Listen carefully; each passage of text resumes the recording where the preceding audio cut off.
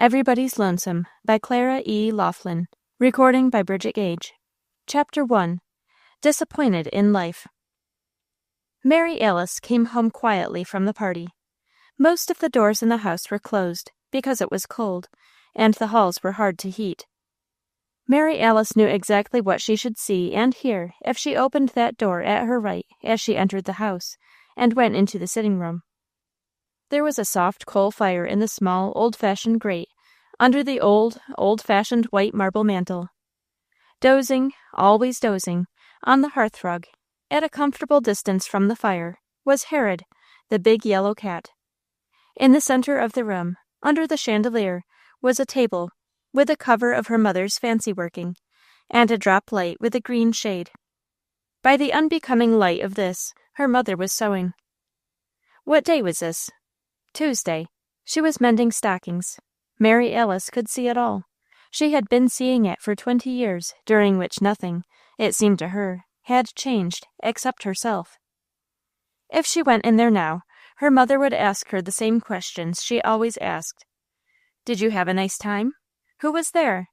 Anybody have on anything new? What refreshments did they serve?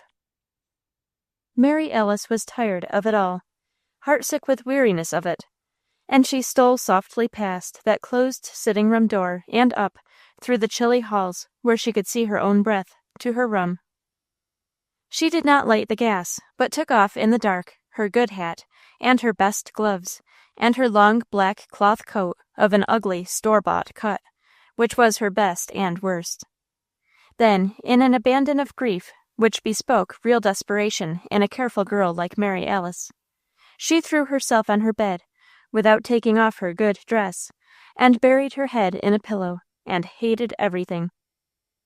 It is hard to be disappointed in love, but after all, it is a rather splendid misery, in which one may have a sense of kinship with earth's greatest and best, and it has its hopes, its consolations. There is often the hope that this love may return, and, though we never admit it, there is always, deep down, the consolation of believing that another and a better may come. But to be disappointed in the love of life is not a splendid misery, and Mary Alice was disappointed in her love of life.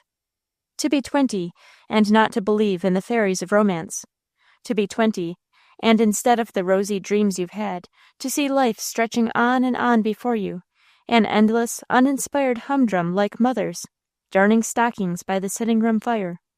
That is bitterness indeed. Hardship isn't anything, while you believe in life. Stiff toil and scant fare are nothing, while you expect to meet at any turn the enchanter with your fortune in his hands. But to be 20 and not to believe? Mary Alice had never had much, except the wonderful heart of youth, to feed her faith with. She wasn't pretty, and she wasn't clever, and she had no accomplishments. Her people were plain and perpetually pinched in circumstance, and her life, in this small town where she lived, was very narrow. In the afternoons, Mary Alice helped her mother with the housework. In the mornings, Mary Alice helped her mother with the housework. In the afternoons, after the midday dinner was cleared away, Mary Alice had a good deal of time on her hands. Sometimes she sewed, made new clothes, or remade old ones. Sometimes she read. Once in a while, she took some fancy work and went to see a girlfriend, or a girlfriend brought some fancy work and came to see her. Occasionally, she and another girl went for a walk. Semi-occasionally, there was a church social, or a sewing circle luncheon, or somebody gave a party. Somebody had given a party today, and Mary Alice had gone to it with high hope of finding it interesting, and had come away from it with a deep despair of ever finding in life that which would make the monotony of it worthwhile. Many another girl, feeling as Mary Alice did, would have gone away from home seeking life in a big city. But Mary Alice, besides having no qualifications for earning her way in a big city, had a most unhappy shyness. She was literally afraid of strangers, and never got very well acquainted, even with persons she had associated with for a long time. At the party today, it was an afternoon tea, Mary Alice had been more bitterly conscious than ever before of her lack of charms and the bleak prospect that lack entailed upon her. For the tea was given for a girl who was visiting in town. A girl of a sort Mary Alice had never seen before. She was pretty, that visiting girl, and she was sweet. She had a charm that was irresistible. She seemed to like everybody, and there was no mistake about everybody liking her. Even the town girls liked her and were not jealous. Even Mary Alice liked her and was not afraid of her. But there she was, that girl, vital, radiant, an example of what life might be at 20. And Mary Alice came away hating, as she had never done before, life as it was for her, and as it promised to continue. Presently she withdrew her head from the pillow, and lay looking into the dark, where, as we all know, the things that might be, that should have been, shaped themselves so much more readily than in any light. And, lying there, Mary Alice wondered if there were any fairy power on earth that could make of her a being half so sweet as that girl she had seen this afternoon. Then she heard her mother open the sitting-room door and call her. It was time to get their simple supper ready. "In a minute," she called back. "I'm changing my dress." And she jerked at the hooks of her blue taffeta jumper dress with uncareful haste, bathed her face in cold water, put on her dark red serge, which had been good last year, and went downstairs to help her mother. She could see it all as she went, all she was to do. There was the threadbare blanket they used for a silence cloth, and the tablecloth with the red stain by Johnny's place where he had spilled cranberry jelly the night before last, when the cloth was span clean. There were the places to set, as always, with the same old dishes and the same old knives and forks, and with the mechanical precision born of long practice, she would rightly place, without half looking at them, the various napkins, each in its slightly different wooden ring. The utmost variety that she could hope for would be hot gingerbread instead of the last of Sunday's layer cake, and maybe frizzled beef, since they had finished Sunday's roast in a meat pie this noon. "I didn't hear you come in," said her mother as Mary Alice opened the sitting-room door, "and I was listening for you." "I went right upstairs to change my things," said Mary Alice, hoping that would end the matter. "That's what I knew you must have done when it got to be 6 o'clock and I didn't hear you. I could hardly wait for you to come. I've such a surprise for you." Mary Alice could hardly believe her ears. "A surprise?" she echoed, incredulously. "Yes, I got a letter this afternoon from your dear godmother." "Oh," Mary Alice's tone said plainly. "Is that all?" She had her own opinion of her godmother, whom she had not seen since she was a small child, and it was not an enthusiastic one. Her name, which she hated, was her godmother's name. And aside from that, all she had ever got from her godmother was an occasional letter, and, on Christmas and birthdays, a handkerchief, or turnover collar, or some such trifle as could come in an envelope from Europe where her godmother lived. Even in the matter of a godmother, it seemed, it was Mary Alice's luck to have one without any of the fairy powers. For although Mary Alice's mother had dearly loved, in her girlhood, that friend for whom she had called her first baby, she had always to admit, to Mary Alice's eager questioning, that the friend was neither beautiful, nor rich, nor gifted. She was a spinster person, and years ago some well-to-do friend had taken her abroad for company. And there she had stayed, while the friend of her girlhood, whose baby was called for her, heard from her but desultorily. "Your godmother has come back," said Mary Alice's mother, her voice trembling with excitement. "She's in New York, and she wants you to come and see her." For a moment, visions swam before Mary Alice's eyes. Then, "How kind of her," she said bitterly, and turned away. Her mother understood. "She sent a check," she cried, waving it. After that, until Mary Alice went, it was nothing but talk of clothes and other ways and means. Just what the present circumstances of godmother were, they could not even conjecture, but they were probably not very different than before, or she would have said something about them. And the check she sent covered traveling expenses only. Nor did she write, "Never mind about clothes, we will take care of those when she gets here." "I haven't the least idea what kind of a time you'll have," Mary Alice's mother said, "but you mustn't expect many parties, or much young society. Your godmother has been abroad so long, she can't have many acquaintances in this country now. But you'll see New York, the crowds in the shops, and the great hotels, and the places of historic interest. And even if you don't meet many people, you'll probably have a very interesting time." "I don't care about people anyway," returned Mary Alice. Her mother looked distressed. "I wouldn't say that if I were you," she advised, "because you want to care about people. You must. Sights are beguiling, but they're never satisfying. We all have to depend on people for our happiness, for love." "Then I'll never be happy, I guess," said Mary Alice. "I am afraid sometimes that you've started out not to be," her mother answered gravely, "but we'll hope for the best." Chapter 2. Your Own is Waiting. Mary Alice dreaded to meet her godmother. The excitement of getting away was all very well, but once she was alone in the Pullman, and the friendly faces on the station platform were left behind, she began to think apprehensively of what she was going to. She was sure to feel strange with her godmother, and there was at least a pretty good chance that she might actually dislike her. Also, there was every reason to doubt if her godmother would be like Mary Alice. Mary Alice had several times met persons who had been to Europe, and she had never liked them.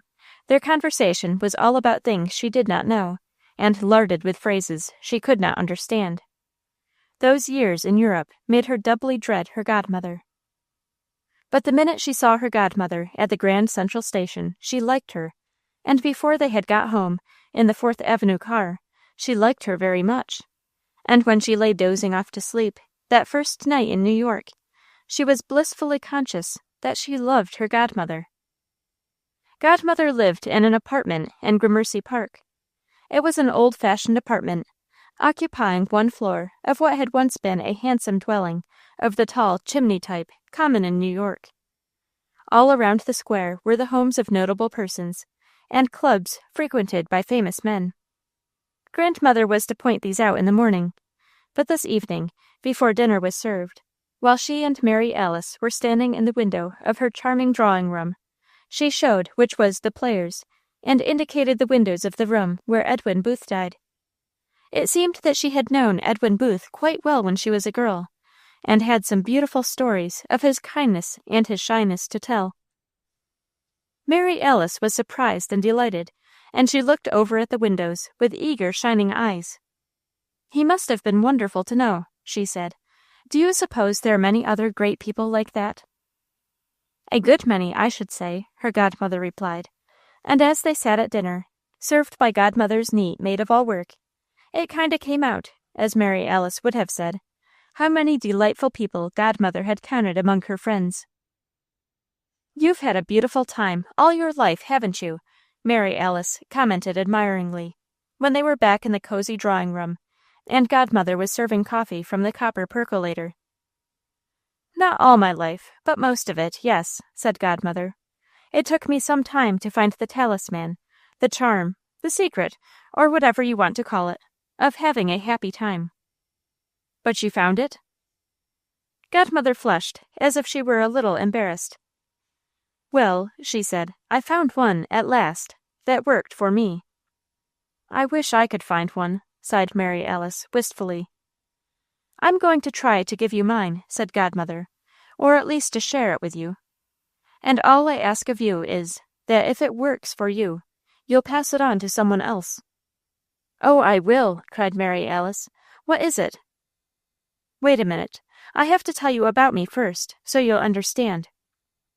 "Please do," urged Mary Alice. "I'd love to hear."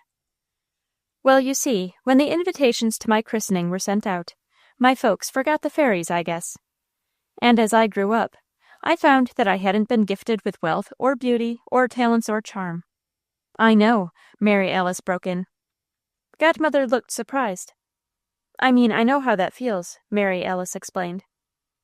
"Then you know I was pretty unhappy until something happened. I met a charming woman once, who was so sweet and sympathetic that my heart just opened to her as flowers to sunshine, and I told her how I felt. 'Well, that was an oversight,' she said, 'but you know what to do about it, don't you?' I said I didn't. 'Why,' she said, The fairies had their gifts all ready to bring, and when they were not invited to the party, what would they naturally do? "Give them to someone else," I cried. I shall never forget how reproachfully she looked at me. "That is a purely human trick," she said. "Fairies are never guilty of it. When they have something for you, they keep it for you till you get it. If they were not asked to your party, it's your business to hunt them out and get your gifts. Somewhere in the world your own is waiting for you." That was a magic thought. Somewhere in the world your own is waiting for you. I couldn't get away from it. It filled my mind, waking and sleeping, and I set out to find if it was true. And was it? Well, it must have been, for I found some of my own surely, and I believe I shall find more. And oh, the joy it is to look and look, believing that you will surely find. I haven't found wealth, nor beauty, nor accomplishments. Perhaps I didn't look in the right places for any of those. But I've found something I wouldn't trade for all the others. It is all I have to bequeath you, dear. But the beautiful part of this bequest is, I don't have to die to enrich you with it, nor do I have to impoverish myself to give it away. I just whisper something in your ear, and then you go and see if it isn't so." "Whisper it now, please," begged Mary Alice, going over to her godmother and putting her ear close. "Oh, no," said Godmother, kissing Mary Alice's ear. "This isn't the time at all, and it's fatal to tell till the right time comes. And no teasing would avail to make her change her mind." Chapter 3. Finding the First Fairy. The next few days were spent in sightseeing, and Mary Alice would never have believed there could be anyone so enchanting to see sights with as Godmother. They looked in all the wonderful shop windows, and chose what they would take from each if a fairy suddenly invited them to take their choice. No fairy did, but they hardly noticed that. Then they'd go and poke in remnant boxes on the ends of counters in the big department stores, and unearth bits of trimming and of lace with which Godmother, who was clever with her needle and full of ideas, showed Mary Alice how to put quite transforming touches on her clothes. They visited art galleries, and Godmother knew things about the pictures that made them all fascinating. Instead of saying, "Interesting composition, that," or "This man was celebrated for his chiaroscuro," Godmother was full of human stories of the struggles of the painters and their faithfulness to ideals, and she could stand in front of a canvas by almost any master, and talk to Mary Alice about the painter and the conditions of his life and love and longing when he painted this picture, in a way that made Mary Alice feel as if she'd like to shake the people who walked by with only an uninterested glance, as if she'd like to bring them back and prod them into life and cry, "Don't you see? How can you pass so carelessly what cost so much in toil and tears?" Godmother had that kind of a viewpoint about everything, it seemed. When they went to the theater, she could tell Mary Alice, before the curtain went up, and between the acts, such things about the actors and the playwright and the manager, as made the play trebly interesting. On the east side, they visited some of the settlements, and prowled, as Grandmother loved to call it, around the teeming slums, as Godmother loved to call it, around the teeming slums, and Godmother knew such touching stories of the old-world conditions from which these myriads of foreign folk had escaped, and of the pathos of their trust in the New World, as kept Mary Alice's eyes bright and wet almost every minute. One beautiful sunny afternoon, they rode up on top of a Fifth Avenue motor bus to 90th Street, and Godmother pointed out the houses of many multimillionaires. She knew things about many of them, too. Sweet, human, heart-touching things about their disappointments and unsatisfied yearnings, which made one feel rather sorry for them than envious of their splendors. Thus the days passed, and Mary Alice was so happy that, learning from Godmother some of her pretty ways, she would go closer to that dear lady every once in a while and say, "Pinch me, please, and see if I'm awake, if it's really true." And Godmother always pinched her gravely, and appeared to be much relieved when Mary Alice cried, "Ouch, I am." They didn't see anybody, except from a distance, as they said, for fully a week. They were so busy seeing sights and getting acquainted. Every night when Godmother came to tuck Mary Alice in, they had the dearest talks of all. And every night, Mary Alice begged to be told the secret. But, oh dear no, not yet, Godmother would always say. One night, however, she said, "Well, if I'm not forgetting to tell you." Mary Alice jumped. That sounded like the secret. But it wasn't, although it was leading up to it. "Tell me what?" she cried excitedly. "Why, today I saw one of your fairies." "My what?" "Your fairies that you said were left out of your christening party." "You did? Where?" "I'll tell you that presently. But it seems, from what this fairy said, that there are a great number of your fairies with gifts for you, all waiting quite impatiently to be found. She says that it is quite ordinary now to send all of a great gift by one fairy. Yes, and not at all safe. For if that one fairy should miss you, and you should not find her, you'd be left terribly unprovided for, you see. So the gift is usually divided into many parts, and a different fairy has each part. Now, the gift of beauty, for instance, she is one of the fairies who has that gift for you." Mary Alice's eyes opened wide. Her belief in this wonderful Godmother was such that she was almost prepared to see Godmother wave a wand and command her to become beautiful, and then, on looking into a mirror, to find that she was so. "What did she say?" she managed at last to gasp. "She said, 'Has she pretty hair?' And I answered, 'Yes.' Then," the fairy went on, "the one who had that gift must have got to the christening somehow. Maybe the mother wished for her, and that is as good as an invitation." "She did!" cried Mary Alice. "She always said she watched me so anxiously when I was a wee baby, hoping I'd have pretty hair." "Well, that's evidently how that fairy got to you. But it seems there were two. This one I saw today says there are two beauties in most everything, but especially in hair. One is in the thing itself, and the other is knowing what to do with it. It seems she is the what-to-do fairy." And so she proved to be.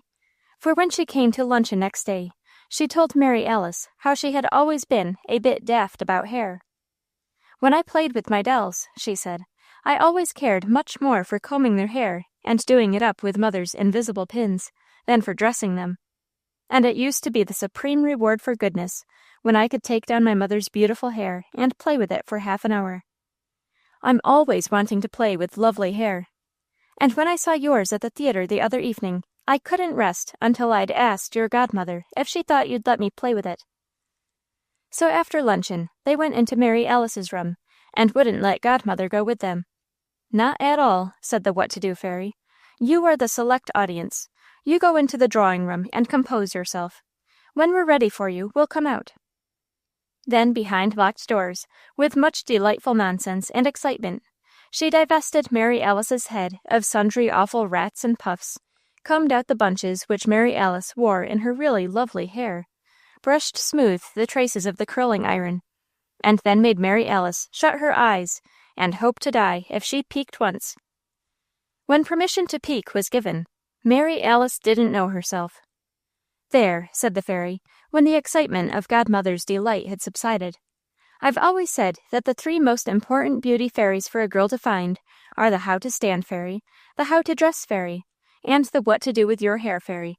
Anybody can find them all, and nobody who has found them all needs to feel very bad if she can't find some of the others who have her christening gifts."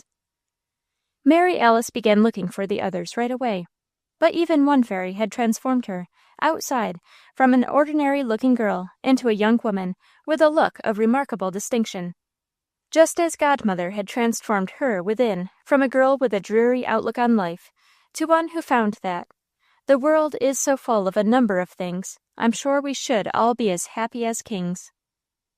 "Is this the secret?" she asked Godmother that night. "Oh dear, no," laughed Godmother. "Only the first little step towards realizing it." Chapter 4. Being Kind to a Tired Man. One day, when Mary Alice had been in New York nearly 2 weeks, and had found several fairies, Godmother was obliged to go out in the afternoon to some sort of a committee meeting, which would have been quite uninteresting to an outsider. But Mary Alice had some sewing to do, something like taking the ugly ruffly sleeves of cheap white lace out of her blue taffeta dress, and substituting plain dark ones of net dyed to match the silk, and she was glad to stay at home.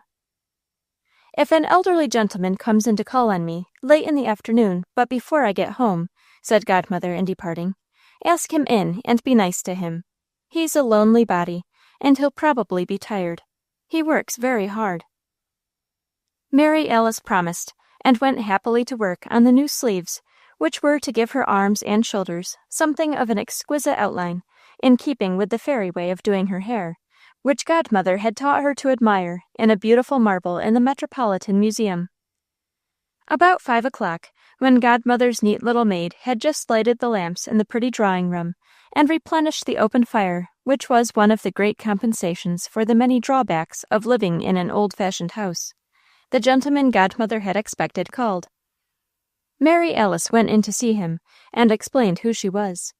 He said he had heard about her, and was glad to make her acquaintance. He seemed quite tired, and Mary Alice asked him if he had been working hard that day. "Yes," he said, "very hard." "Wouldn't you like a cup of tea?" she asked, and he said he would. When the tea came, he seemed to enjoy it so much that Mary Alice really believed he was hungry. Indeed, he admitted that he was. "I haven't had any luncheon," he said. Mary Alice's heart was touched. She forgot that the man was strange, and remembered only that he was tired and hungry. The little maid brought thin slices of bread and butter with the tea. Mary Alice felt they must seem absurd to a hungry man. "I know what's lots nicer with tea," she said. "What?" he asked interestedly. "Toast and marmalade," she answered. "I'm going to get some." And she went to the kitchen, cut a plateful of toasting slices, and brought them back with a long toasting fork and a jar of orange marmalade. "At home," she said, "we often make the toast for supper at the sitting-room fire, and it's much nicer than gas-range toast." "I know it is," he said. "Let's do it." So they squatted on the rug in front of the open fire. Both wanted to toast, and they took turns. "I don't get to do anything like this very often, only when I come here," he said, apologizing for accepting his turn when it came. "Don't you live at home?" asked Mary Alice. "Well, no," he answered. "I'd hardly call what I do living at home." There was something about the way he said it that made Mary Alice feel sorry for him, but she didn't like to ask any more questions. They had a delightful time. Mary Alice had never met a man she enjoyed so much. He liked to play as much as Godmother did, and they talked most confidentially about their likes and dislikes, many of which seemed to be mutual. Mary Alice admitted to him how she disliked to meet strangers, and he admitted to her that he felt the very same way. Godmother tarried and tarried, and at 6 o'clock the gentleman said he must go. "Oh, dear," sighed Mary Alice, "I'm sorry. I'm having such a nice time." "So am I," he echoed gallantly, "but I'm hoping you will ask me again." "Indeed I will," she cried. "We seem to get on together beautifully." "We do," he agreed, "and if it's a rare experience for you, I don't mind telling you it is for me, too." He couldn't have been gone more than 10 minutes when Godmother came in. "That gentleman called," Mary Alice told her. "He's just gone. We had a lovely time." "I know," said Godmother. "I met him downstairs, and we've been chatting. He says he doesn't know when he's spent a pleasanter hour." "Poor man," murmured Mary Alice. "He seems to be a lonely body." "He is," said Godmother.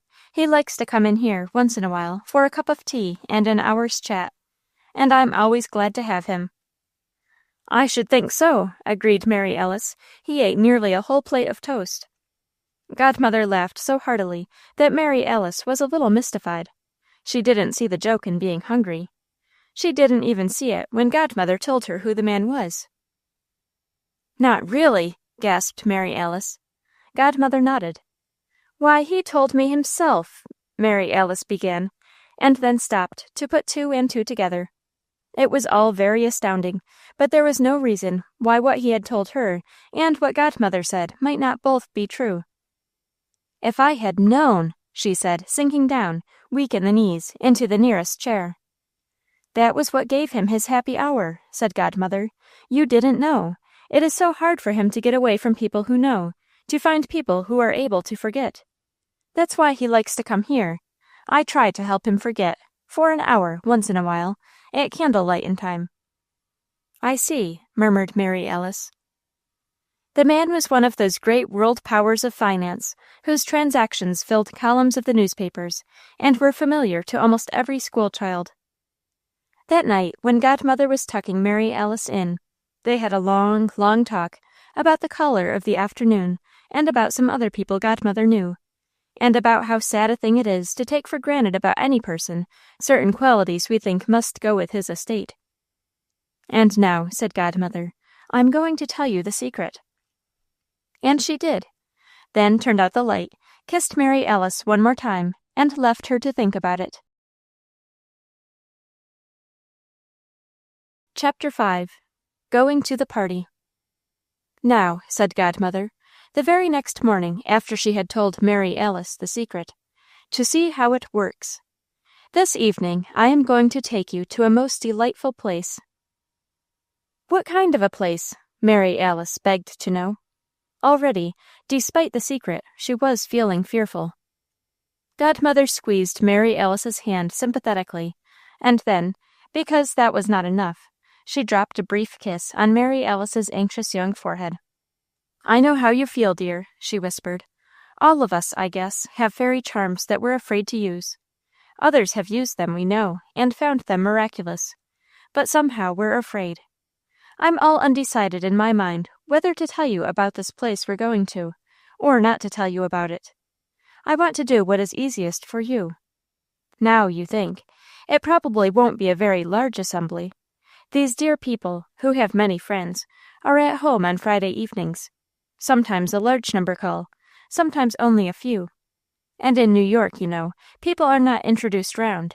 You just meet such of your fellow guests as happen to come your way, so to speak. That is, if there are many. We'll go down and call this evening, take our chance of few or many, and try out our secret. And I'll do just as you think you'd like best. I'll tell you about the people we're going to see, and try to guess, as well as I can, who else may be there. Or I won't tell you anything at all, just leave you to remember that folks is folks, and to find out the rest for yourself. You needn't decide now. Take all day to think about it, if you like. Oh, dear, cried Mary Alice, I'm all in a flutter. I don't believe I'll ever be able to decide, but I'll think hard all day. And now tell me what I am to wear.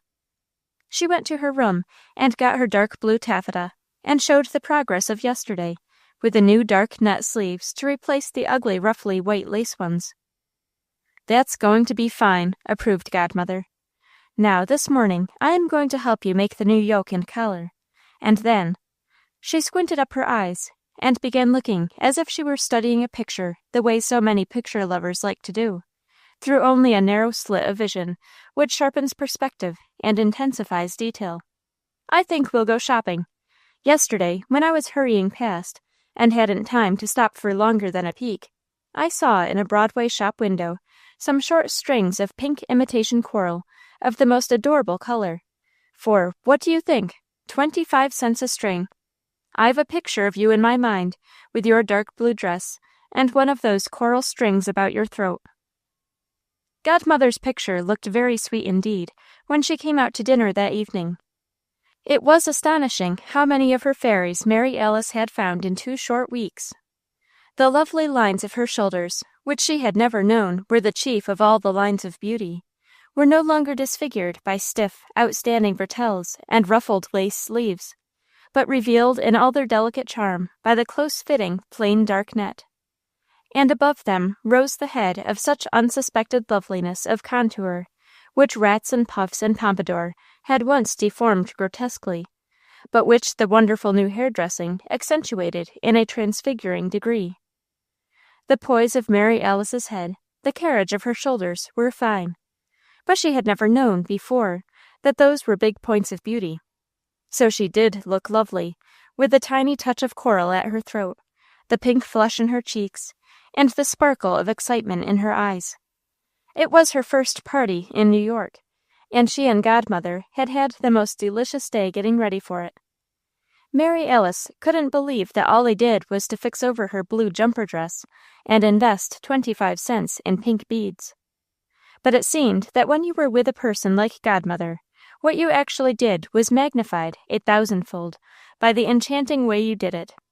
Mary Alice was beginning to see that a fairy wand which can turn a pumpkin into a gold coach is not exceeded in possibilities by a fairy mind which can turn any ordinary, commonplace, matter-of-fact thing into a delightful experience. But something had happened during the week which decided what to do about the party. They were walking west in 33rd Street, past the Waldorf, when a lady came out to get into her auto. Godmother greeted her delightedly and introduced Mary Alice. But the lady's name overpowered Mary Alice and completely tied her tongue during the moment's chat. "I used to see her a great deal in Dresden," said Godmother when they had gone on their way, "and she's a dear. We must go and see her, as she asked us to, and have her down to see us." Godmother spoke as if a very celebrated prima donna at the Metropolitan Opera were no different from anyone else one might happen to know. Mary Alice couldn't get used to it. I guess I manage better when I don't know so much," she said, smiling rather woefully, and remembering the man of many millions, to whom she had been nice because she thought he was homeless and hungry. So to the party they went, and never an inkling had Mary Alice where it was to be, or whether she was to see more captains of finance, or more nightingales of song, or what. Chapter 6. The Lion of the Evening. The house they entered was not at all pretentious. It was an old-fashioned house in that older part of New York in which Godmother herself lived, only further south.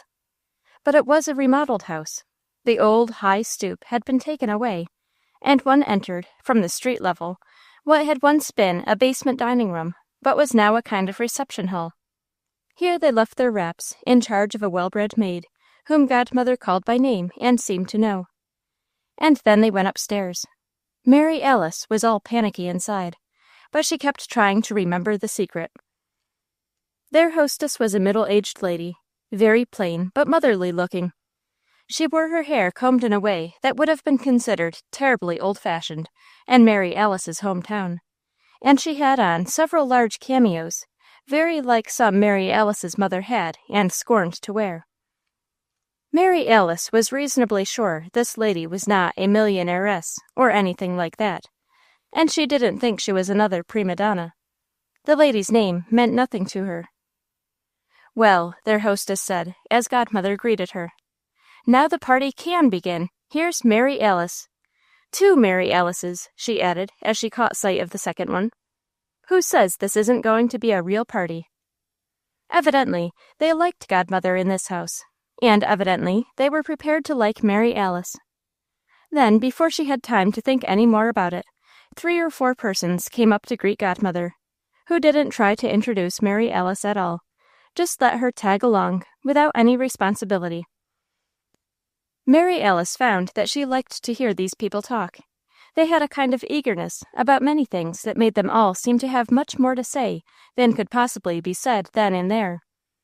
Mary Alice felt just as she thought the lady must have felt, who, after the man standing beside Mary Alice had made 1 or 2 remarks, and a brief turn the conversation took towards the children's theater, cried, "Oh, I want to talk to you about that," and they moved away somewhere and sat down together. Then, somehow from that, the general talk glanced off onto some actors and actresses who had come out of the foreign quarter where the children's theater was, and were astonishing uptown folk with the fire and fervor of their art. Someone who seemed to know a good deal about the speaking voice commented on the curious change of tone, from resonant throat sounds to nasal head sounds, which generally marked the Slav's transition from his native tongue to English, and gave several examples in such excellent imitation that everyone was amused, even Mary Alice, who knew nothing about the persons imitated. Then someone who had been recently to California and seen Madame Modjeska and had been privileged to hear some chapters of the memoirs she was writing, told an incident or two from them about the experiences of that great Polish artist in learning English. A man asked this lady if she knew what Modjeska was going to do with her memoirs when they were ready for publication, and they, too, moved away to talk more about that. And so it went. Mary Alice didn't often know what the talk was about, but she was so interested in it that she found herself wishing they would talk more about each thing, and wouldn't break up and drift off the way they did. They had such a wide, wide world, these people, and they seemed to see everything that went on around them, to feel everything that can go on within. And they made no effort about anything. They talked about the Red Cross campaign against tuberculosis, or big game hunting in Africa, or the unerring accuracy of steelworkers on the skeletons of skyscrapers, throwing red-hot rivets across yawning spaces, and striking the bucket held to receive them every time. And their talk was as simple, as eager, as unaffected as hers had been as she talked with Godmother about her blue silk dress. All those things were a part of their world, as the blue dress was a part of hers. She was so interested that she forgot to be afraid. And by, when Godmother had drifted off with someone, and Mary Alice found herself alone with one man, she was feeling so folksy that she looked up at him and laughed. "Seems as if everyone had found a burning theme, all but us," she said. The young man, he was young, and very good-looking, in an unusual sort of way, flushed. "I don't know any of them," he said. "I'm a stranger." "So am I," said Mary Alice, "and I don't know anyone either. But I'd like to know some of these people better, wouldn't you?" "I don't know," returned the young man. "I haven't seen much of people, and I don't feel at home with them." "Oh," cried Mary Alice, quite excitedly, "you need a fairy godmother to tell you a secret." The young man looked unpleasantly mystified. "What secret?" he asked. She started to explain. He seemed amused, at first, in a supercilious kind of way. But Mary Alice was so interested in her burning theme that she did not notice how he looked. Gradually, his superciliousness faded. "Let us find a place where you can tell me the secret," he said, looking about the drawing-room. Every place seemed taken. "There's a settle in the hall," suggested Mary Alice, and they went out and sat on that. "But I can't tell you the secret," she said. "Not yet, anyway." "Please," he begged, "I may never see you again." She looked distressed. "Oh, do you think so?" she said. "But anyhow, I can't tell you. I can only tell you up to where the secret comes in. And then, if I never see you again, you can think about it. And any time you write to me for the secret, I shall send it to you to help you when you need it most." "I need it now," he urged. "No, you don't," she answered. "I thought I needed it right away, but I wouldn't have understood it or believed it if I'd heard it then." And she told him how it was whispered to her after she had been kind to the man of many millions. "And does it work?" he asked, laughing at her story of the toast and tea. "I don't know yet," she admitted. "I'm just trying it. That's another reason I can't tell you now. I have to wait until I've tried it thoroughly." "You're a nice, modest young person from the backwoods," laughed Godmother when they were going home, selecting the largest, livest lion of the evening, and running off with him to the safe shelter of the hall. "Lion?" said Mary Alice, wonderingly. "What lion?" "The young man you kept so shamelessly to yourself nearly all evening." "I didn't know he was any kind of a lion," apologized Mary Alice, humbly. "He just seemed to be—" She stopped, and her eyes danced delightedly. "I was trying the secret on him," she went on, "and I believe it worked." "I think it must have," said Godmother, "for he came up to me, before I left, and exhibited all the signs of a gentleman who wants to be asked to call. So I invited him to come in tomorrow for a cup of tea." Is he coming?" asked Mary Alice. "And won't you please tell me what kind of a lion he is, and what's his name?" "He is coming," said Godmother, smiling mischievously, "and I don't know whether to tell you his name or not. Maybe he'd rather do that himself." "I don't care if he doesn't," laughed Mary Alice. "He's a nice man, and he seemed to be real—" And then she stopped again, and looked mysteriously knowing. And Godmother nodded approvingly. "I loved the party," murmured Mary Alice happily, as Godmother bent over to give her her last good-night kiss. I never supposed a party where one didn't know a soul could be so nice. Knowing or not knowing people makes much less difference when you remember the secret. Don't you find it so? Said Godmother. And Mary Alice assented. Yes, oh yes, it's a wonderful magic, the dear secret is, she said. Chapter 7. At Candle-lightin time. The next morning, Mary Alice wanted to know who everybody was, and Godmother told her. Everyone but the young man lion, as she called him. The home they had been to was that of a celebrated editor and man of letters, who numbered among his friends the most delightful people of many nations. The guests represented a variety of talents. The large, dark, distinctly foreign-looking man was the great baritone of one of the opera houses. The younger man, with the long, dark hair, was a violinist, about whom all New York was talking. The gray-haired man with the goatee was an admiral. The gentle-spoken, shy man, with the silver hair, was a famous Indian fighter of the old frontier days. The man who spoke informedly of the Children's Theater was one of the best-known of American men of letters. The lady who was anxious to interrogate him about it was one whose fame as an uplifter of humanity has traveled round the globe. This one was a painter, and that one a sculptor, and another was a poetic dramatist. My, sighed Mary Alice, I'm glad you didn't tell me before we went. As nearly as I can remember, I talked to the Admiral about the Fifth Avenue shop windows, and to the General about the Jumel mansion, which he said he had never seen, but had always meant to see. And to the painter. What did I talk to the painter about? Oh, my pink beads. He admired the color. Yes, said Godmother, and if you had known who they were, you would probably have tried to talk to the Admiral about ships and sea fights, and to the painter about the Metropolitan Museum, and would have bored them terribly. Most real people, I think, like to be taken for what they are, rather than for what they may have done. That is one of the things I learned in my long years in Europe, where I was constantly finding myself in conversation with someone I did not know.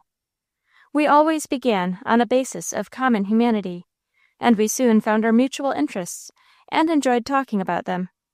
It taught me a great deal about people and the folly of taking any of them on other people's estimates. But all this was only mildly interesting now, compared with the young man lion. Of course, they had to tell him, first thing when he came, that Mary Alice did not know who he was. He looked a little surprised at first. Then he seemed to relish the joke hugely. When Godmother added certain explanations, he grew grave again. I like that, he said. I think it's a fine game, and I wish I might play it. I can't most of the time, but I can play it with you, if you'll let me, he went on, turning to Mary Alice. She nodded assent. That's splendid, he cried. I haven't played a jolly game like this since I was a boy. Now, you're not to think I'm a king in disguise or anything like that. There's really nothing about me that's at all interesting. Only, on account of something that has happened to me, people are talking about me, for 9 days or so. I'll be going on in a day or two, and everyone will forget. Now let's play the game. May I make toast? You may, she said. In a little while, someone came to call on Godmother, who took the caller into the library, and the toast-making went on undisturbed. Whoever he was, he seemed to know something about campfires, and squatting on the rug before the glowing grate, toasting bread, reminded him of things he had heard strange men tell, as the intimacy of the night fire in the wilderness brought their stories out. It was fascinating talk, and Mary Alice listened enthralled.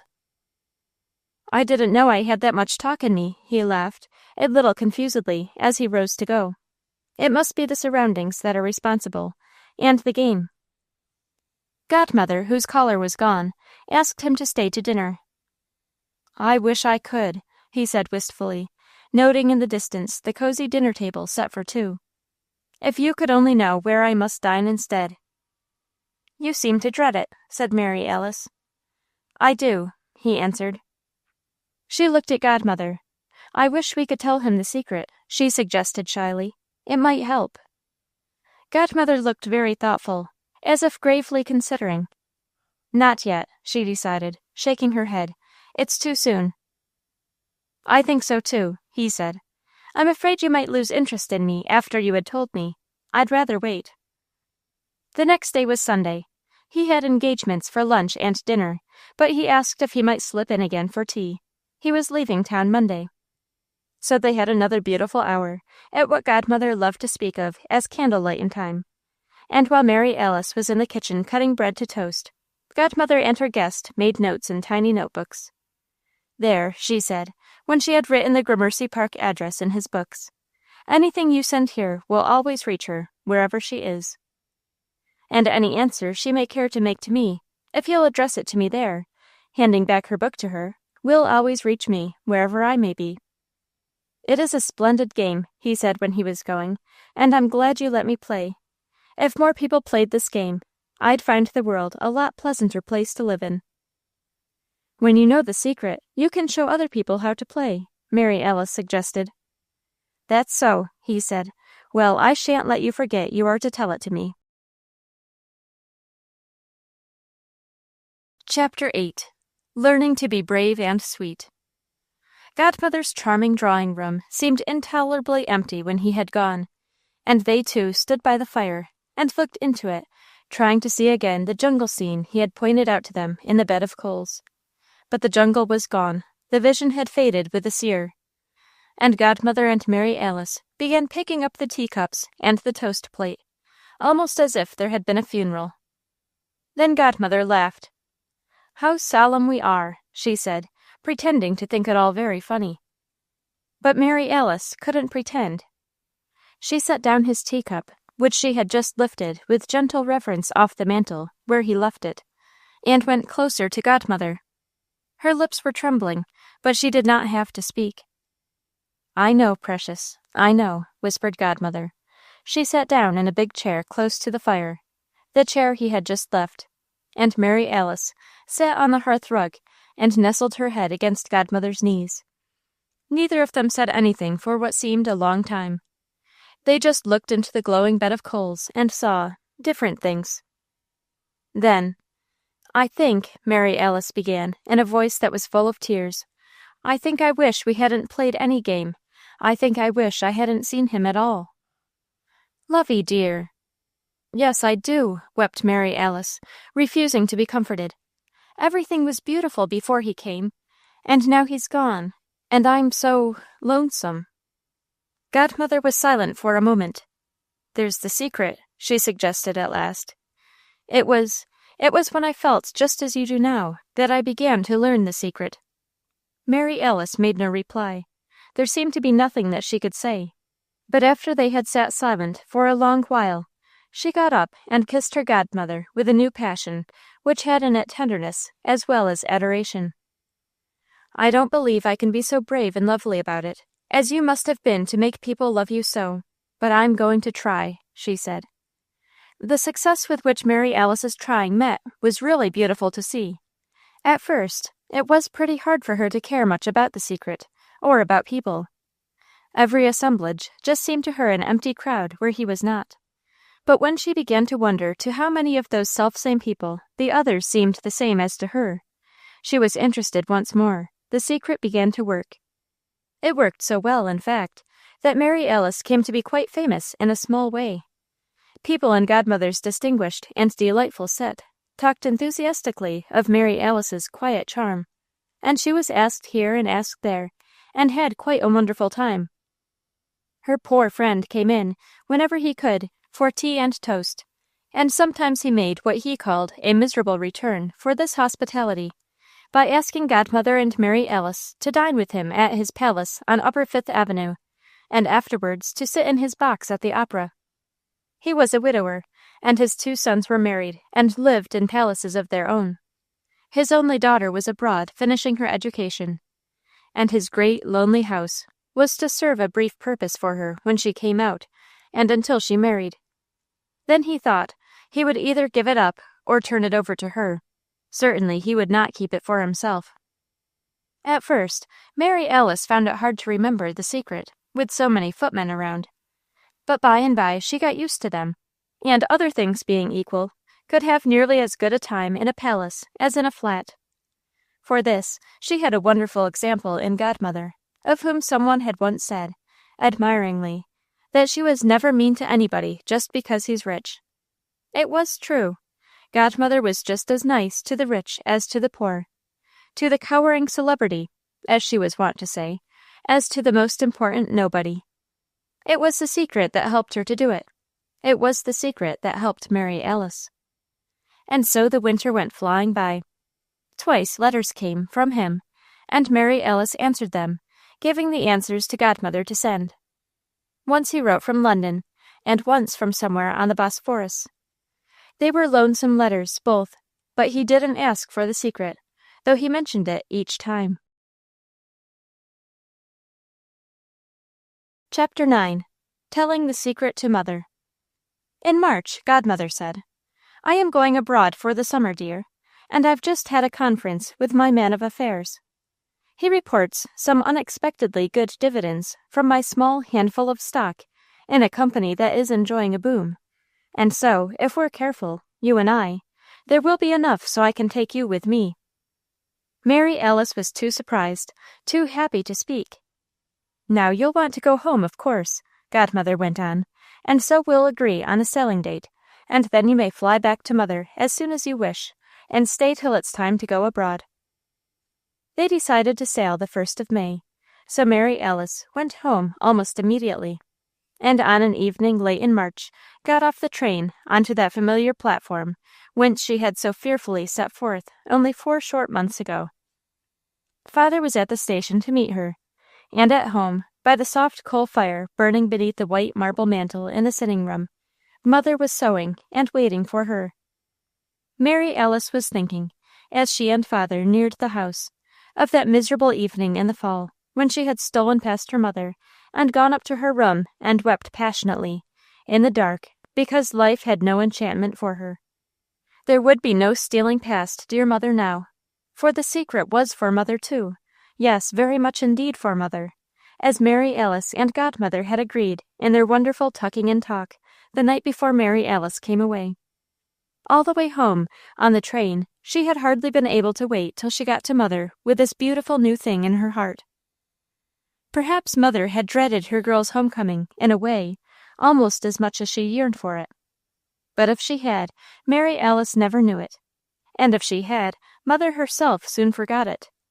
For in all the 20 years of Mary Alice's life, her mother had never, it seemed, had so much of her girl as in the month that followed her homecoming. Hour after hour they worked about the house, or sat before that great fire in the unchanged sitting-room, and talked and talked and talked. Mary Alice told every little detail of those 4 months, until her mother lived them over with her, and the light and life of them animated her as they had animated Mary Alice. Little by little, in that month, Mary Alice came at least to the beginning of a wonderful new understanding, came to see how parents, and godparents, cease to have any particular future of their own, and live in the futures of the young things they love. Mary Alice's bleak years had been bitter for her mother, too, perhaps bitterer than for her. And her new enchantment with life was like new blood in her mother's veins. Mother cried when Mary Alice told her the secret. "Oh, it's true, she said. If only everybody could know it, what a different world this would be. And as for the other, when Mary Alice told her mother about him and what his coming into her life and his going out of it had meant, Mother just held her girl close and could not speak. The precious month flew by on wings as of the wind. Mary Alice was the town wonder, as her brother Johnny said, and she enjoyed that as only a girl who has been the town wallflower can. But after all, everything was as nothing compared with Mother and the exaltation that had so evidently come into her life, because out of her love and pain and sacrifice, a soul had come into the world to draw so richly from the treasures of other hearts, and to give so richly back again. There is no triumph like it, as Mary Alice would perhaps know some day. A mother's purest happiness is very like God's own. But at last the sailing date was close at hand. Mary Alice's heart was heavy and glad together. "If I could only take you," she whispered to her mother. Mother shook her head. I wouldn't go and leave your father and the children, she said. You go and enjoy it all for me. I like it better that way. And so, once more Mary Alice smiled through tear-filled eyes at the dear faces on the station platform, and was gone again into the big world beyond her home. But this time, what a different girl it was who went. Chapter 10. The Old World and the King. They had an unusually delightful voyage. The weather was perfection, and their fellow voyagers included many persons interesting to talk with, and many others interesting to observe and speculate about. One particularly charming experience came to Mary Alice through the captain's appreciation of her eagerness. Godmother had taught her to love the stars, as well as they could in New York, where, to most people, only scraps of sky are visible at a time. They had been wont to watch with keen interest for the nightly appearance of stars they could see from their windows, or from the streets as they went to and fro. And when they got aboard ship, and had the whole sky to look at, they revelled in their night hours on the deck, and in picking out the constellations and their bright, particular stars. This led the captain to tell Mary Alice something of the stars as the sailors' friends, and she had one of the most memorable evenings of her life when he explained to her something of the science of navigation, and made her see how their great greyhound of the ocean, just like the first frail barks of the Tyrians, picked its way across trackless wastes of sea by the infallible guidance of the friendly stars. All this particularly interested Mary Alice, because of someone who lived much in the open, and spent many and many a night on the broad deserts, looking up at the stars. They landed at Naples, and lingered a fortnight in that lovely vicinity, then up to Rome, to Florence and Venice, to Milan and the Italian lakes, through Switzerland into France, and so to Paris. Godmother had once spent a winter at Capri.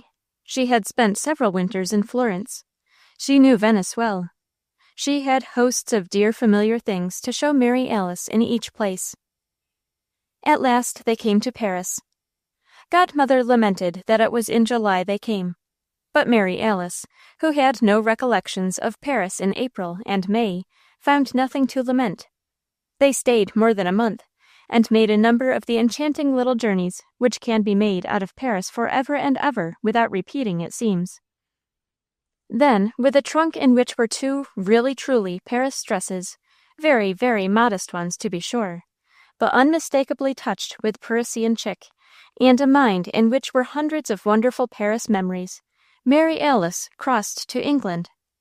They went at once to London, where it seemed to Mary Alice she must stay forever to be satisfied.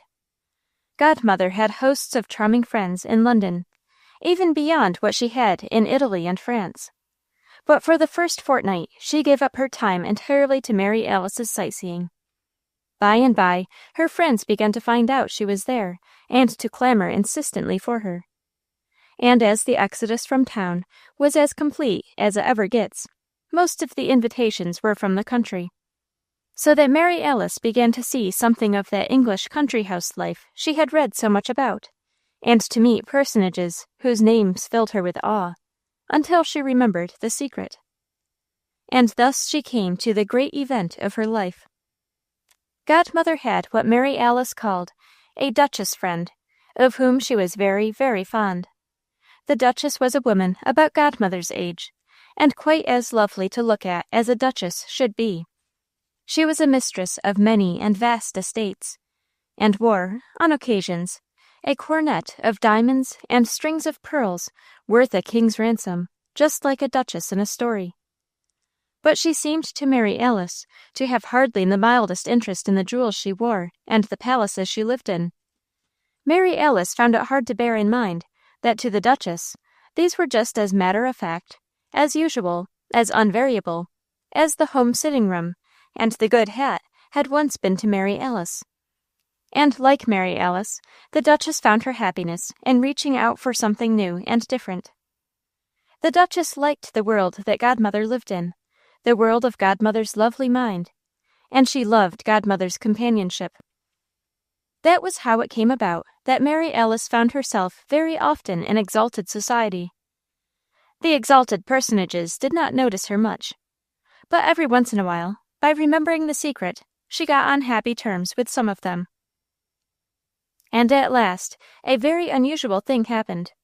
The king was coming to honor the Duke and Duchess with a visit, coming to see one of those ancient and glorious estates, the like of which no king owns, and which are the pride of all the kingdom.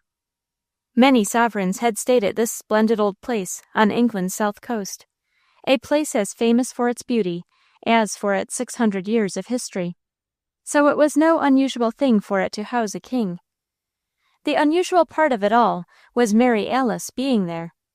By the king's permission, a wonderful house party was asked to meet him. Godmother couldn't be asked. She had never been presented, and the king was unaware of her existence.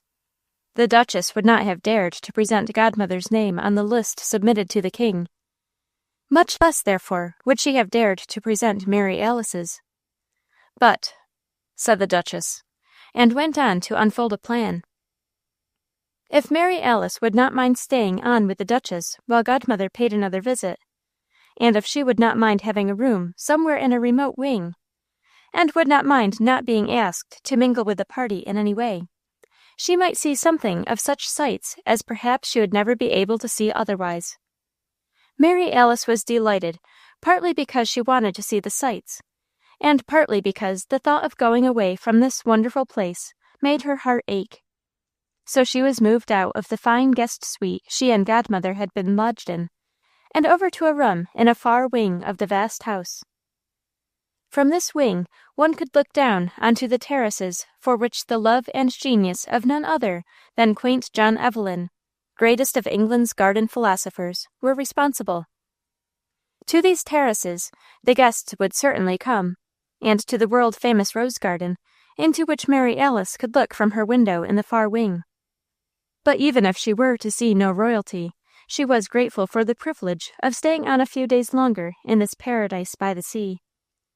And not the least delight of her new quarters was that they were high enough up so that from them she could overlook the sheltering ilex trees, which made these marvelous gardens possible so close to the shore, and see the Channel ships a-sailing, three-masted schooners laden with wood, fishing smacks, London barges with their picturesque red sails bellying in the wind, and an occasional ocean liner trailing its black smoke across the horizon. What with the sea and the gardens, and the rich history of the place, Mary Alice felt that she could never tire of it, even if she did not see the king. But it would be delightful to see him, too. Some day the history of this splendid old place would include this royal visit, and Mary Alice, who had read of other such occasions, and wished she might have been a mouse in a corner to witness them, as for instance, when Queen Elizabeth was here, now felt the thrill of having that wish come true, in a way, and so far from feeling set aside or slighted, liked her window in the wing, and her participation in the party, above any other she might have had. Mary Alice dined, the first night of the house party, with the Duchess's older children, and then went back to her room to sit at the window and look down on the terraces, where, after a while, some of the men guests came to smoke. It was late, but the twilight still lingered. Mary Alice could not tell who many of the men were, but she could see the king, and she watched him interestedly as he paced up and down. She had been told how no one must speak to a king until the king has first spoken to him, and she felt that at best it must be a dreary business, being a king. Presently, though, in the thickening shadows, she saw a form that made her heart stand still. Could it be? She was probably mistaken, madly mistaken, but something in the way a man down there carried himself made her think of Godmother's little drawing-room in far-off New York, and a man who was playing the game. But the king was talking to this man, talking most interestedly, it seemed. She must be mistaken. Nevertheless, when the men had all gone in, she put on a white shawl and slipped down onto the terrace. She felt as if she must know, and of course she couldn't ask, for she did not know his name. The terraces were deserted, and she paced up and down undisturbed, trying to assure herself that Godmother would probably have known if he were in England. His last letter had been from the Far East, and especially if he were coming here. There were times, as she reminded herself, when she was continually seeing him. Out of every crowd, suddenly his tall form would seem to emerge. In the loneliness of quiet places, as by miracle, he would seem to be where a moment ago she knew there was no one. Then a sense of separation would intervene, and for days she would be given over to the belief that she was never to see him again. Tonight was doubtless just one of the times when, for no reason that she could understand, he seemed physically near to her. She was standing very still in the shadow of an ivy-grown pillar, looking up at the pole star, and wondering if he in his wanderings might not be looking at it too, when a man's voice close beside her made her jump. It was an unfamiliar voice. "Stargazing?" it said pleasantly. She turned and recognized the king. "Yes, Your Majesty," she answered. At first she thought she was going to be frightened. Then she remembered the secret, and before she knew it she was deep in conversation with the king. As she talked, a puzzled expression she could not see came into the king's face. He had a wonderful memory for names, a memory which seldom failed him, but he couldn't place this girl. And it was dark, too, so he couldn't see her. But he liked to hear her talk. She had that rare thing, in his experience, a fresh, sweet viewpoint. The bloom of enchantment was still on life for her, and as he drew her out, he found that she was refreshing him as nothing had done for a weary while. Then kingly obligation called him indoors to join the throng, whose everlasting sameness palled on him almost unendurably. Something he said made Mary Alice feel this, made her see, as in a flash, a girl who had gone home once from a party and wept because life was so dull. She was sorry for the king. "I seldom forget a name," he said, "but before we go in, won't you please remind me of yours?" Mary Alice laughed. "Your Majesty has never heard my name," she said, "and I can't go in. I'm not of the party," and she explained. "I see," he said. "I shall have to thank the Duchess. I have had a most refreshing quarter of an hour." "I'm glad," said Mary Alice simply. "I felt afraid at first, as nearly everybody does, I suppose. And then I thought how dreadful that must be, to have everyone afraid of you, when you're really a very nice, gentle person. I mean, well, I guess Your Majesty knows what I mean. And then I remembered my secret." "Secret?" And so, of course, she had to tell. It was rather a long story, hurry as she would, because the king interrupted with so many questions. But she wouldn't tell what the secret was until the very last thing. Said the king, when she had finally divulged it. That was all he said, but the way he said it made Mary Alice know that the secret was right. Chapter 11. A Meeting and a Parting.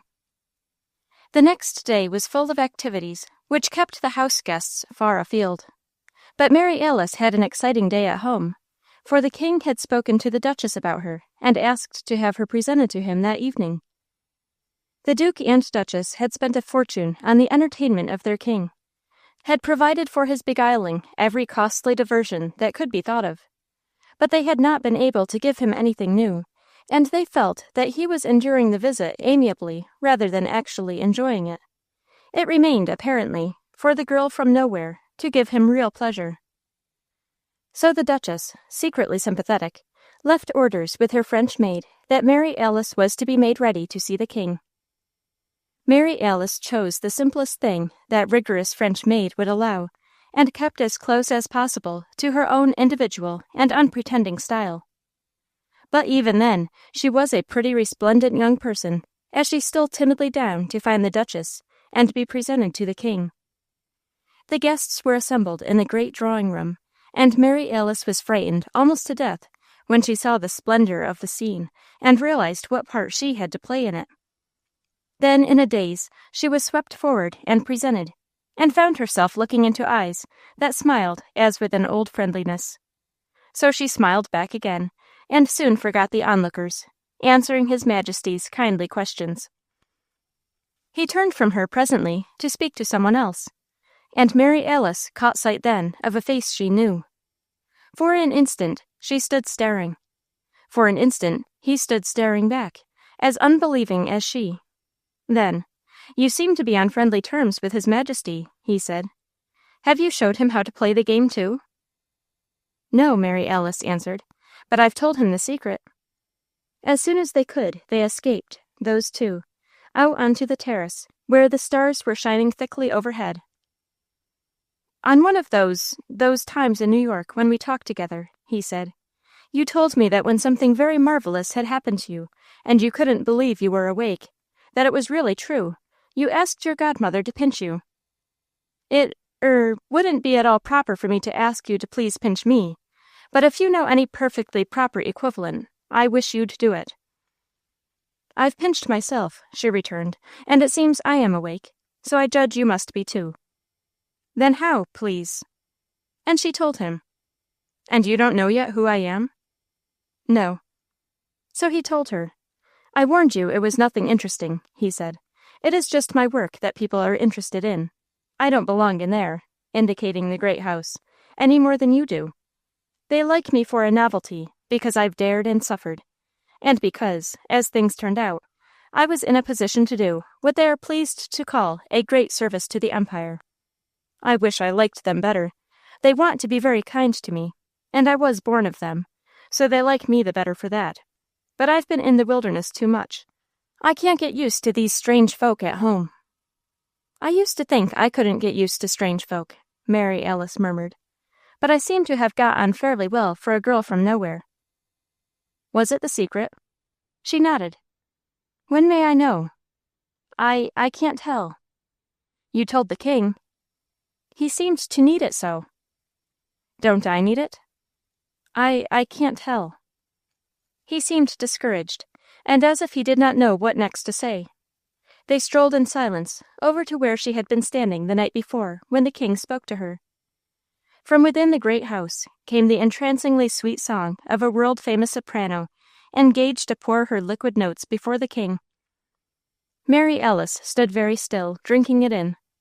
When it ceased, she stole a look up at the bronzed face beside her. The light from a window in her far wing of the house fell full on that rugged face, and it looked very stern, but also very sad. Mary Alice's heart, which had been exultant only a short while ago, began suddenly, in one of those strange revulsions which all hearts know, to ache indefinably. This hour would probably be like those other brief hours in which she had shared her life. Tomorrow or the next day he would be gone, and forever, the memory of these moments on the terrace, with the stars overhead, and that exquisite song in their ears, would be coming back to taunt her unbearably. She made up her mind that before he went out of her life again, she would tell him the secret, so that at least, wherever he went, however far from him the rest of her way through life might be, they would always have that thought in common, and whenever it came to help him, as it must, he would think of her. Timidly, she laid a hand upon his arm. He had been far away, following the trail of long, long thoughts, and her touch recalled him sharply. "What is it?" he asked. I want to tell you the secret." "I don't think I want to know," he answered, rather shortly. Why, Mary Alice faltered. Her lips quivered, and her eyes began to fill. I must go in," she said. He put out a hand to detain her, but either she did not see it in the dark, or else she eluded it. For in a moment she was gone, across the terrace, toward the lighted French windows of the rooms of state. How she managed to get through those next few minutes until she could find the Duchess and ask to be excused, Mary Alice never knew. All of her that was capable of feeling or caring about anything seemed to have left this part of her that wore the Duchess's lovely white gown and scarf of silver tissue, and to be out on the dark terrace under the pale starbeams with a tall young man who spoke bitterly. This girl in the sheen of white and silver, to whom the king was speaking kindly, was someone unreal and ghostly, who acted like a real live girl, but was not. As she hurried along the great corridors towards her room in the far wing, Mary Alice felt that she could hardly wait to get off these trappings of state, to get back to her old simple self again, and bury her head in her pillow, and cry and cry. She wished with all her heart for godmother. But most of all, she was sick for home, for mother, and the unchanging sitting room. He had seemed disappointed to find her here. And she? Well, she was sorry she had seen him. In New York, where she had not even known his name, he had seemed to belong to her, in a way, by right of their common sympathy and understanding. Here, among all these people who were his people, who delighted to honor him, he seemed completely lost to her.